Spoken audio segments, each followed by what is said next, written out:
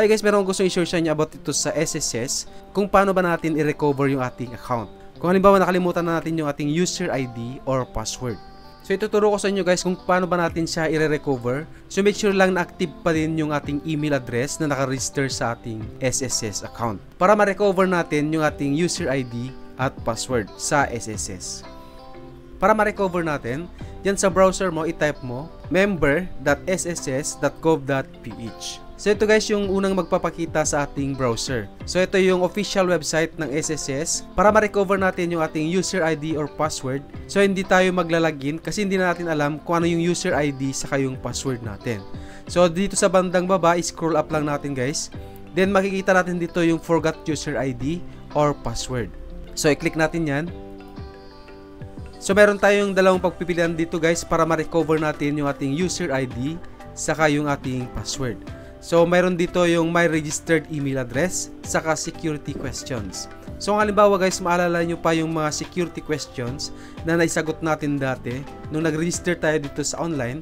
So pwede nyo gamitin to guys yung security questions. Pero kung di nyo na maalala, pwede naman natin gamitin tong my registered email address. Kaya lang gaya na nabanggit ko kanina guys, kailangan active pa rin yung email address na naka-register dito sa ating online account sa SSS para ma-recover natin. So ang ipapakita ko sa inyo guys, itong my registered email address. So i-click natin yan. Then kailangan natin i-enter dito yung ating SS number or CRN. Kung wala pa kayong UMID card sa SSS, so wala pa kayo dito guys yung CRN. Kasi yung CRN ay nakikita dun sa ating UMID card. Kung wala kayong UMID card guys, pwede nyo enter dito yung SS number. Nakalagay naman kasi dito CRN/SS number. Then kopyahin natin guys kung ano nakikita natin dito na CAPTCHA sa taas. Enter natin dito sa baba. Then click natin yung submit.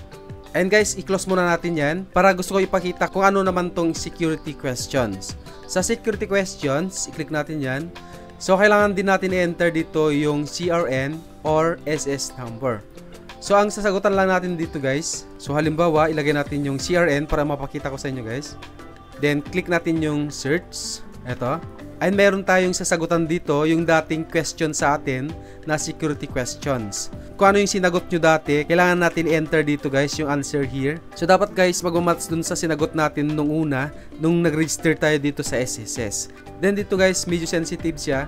Halimbawa ang sagot natin is capital letter. So kailangan capital letter din yung ilalagay natin dito. Kung small letter, so kailangan small letter din. Kung halimbawa may space yung answer natin dati, kailangan may space din siya dito.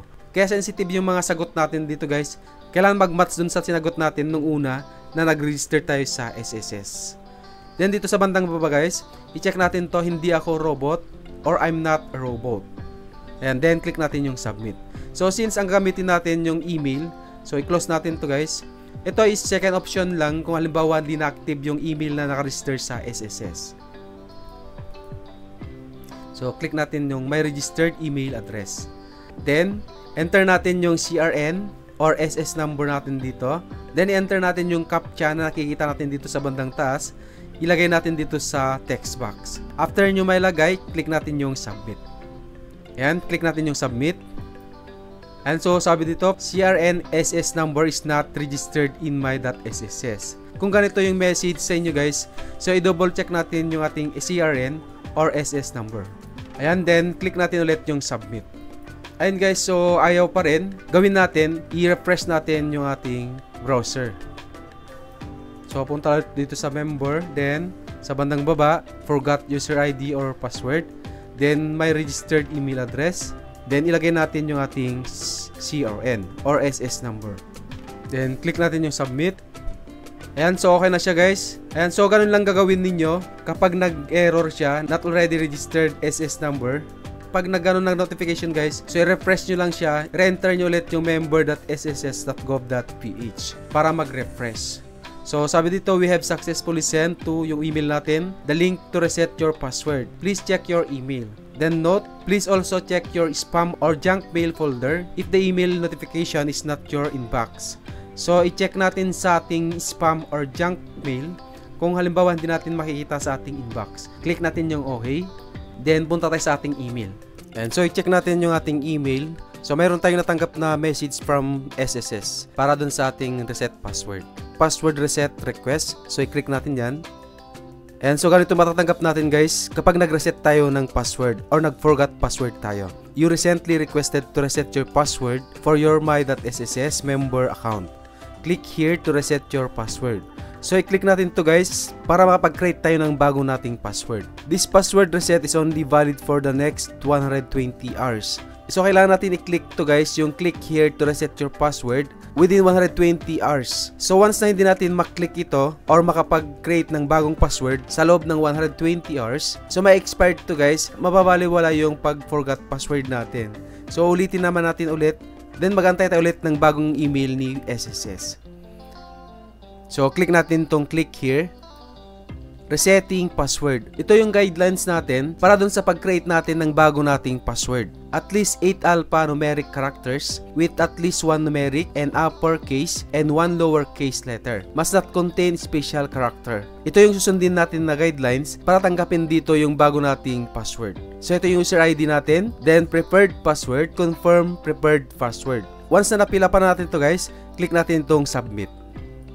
This action will send the supplied information to SSS. Do you want to continue? So click natin tong OK.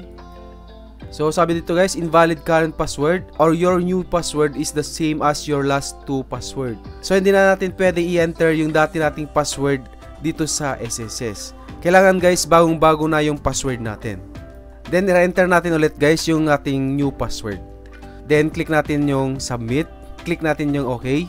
So close lang natin to. So okay na sa guys, na-open na natin yung ating account sa SSS. Ibig sabihin nakapag-create na tayo ng bago nating password dito sa SSS. Ayun siya guys, ganun lang yung pag-forgot or pag-reset ng ating password dito sa my.sss. In case na nakalimutan na natin or hindi natin maalala yung dati nating password. So gawin nyo lang guys, mag-forgot password lang kayo dito, forgot user ID or password, para makapag-create kayo ng bago ninyong password. Pero make sure lang na active pa rin yung dati nyong email na nakaregister dito sa my.sss. Kasi doon isi-send ni SSS yung link doon sa dati nating email. Kaya kailangan na open pa rin natin yung ating email address na nakaregister sa SSS. Ayun siya guys, I hope na nakatulong yung ating video tutorial at sana nasundan ninyo. Kung may mga tanungan kayo about sa ating tutorial, about sa forgot user ID or password, so pwede nyo comment sa ating comment section below para masagot natin. Kung bago lang kayo sa ating channel, please click the subscribe button and hit the notification bell para ma-update ka dun sa mga bagong videos na i-upload natin. Maraming salamat po and God bless. See you in the next video.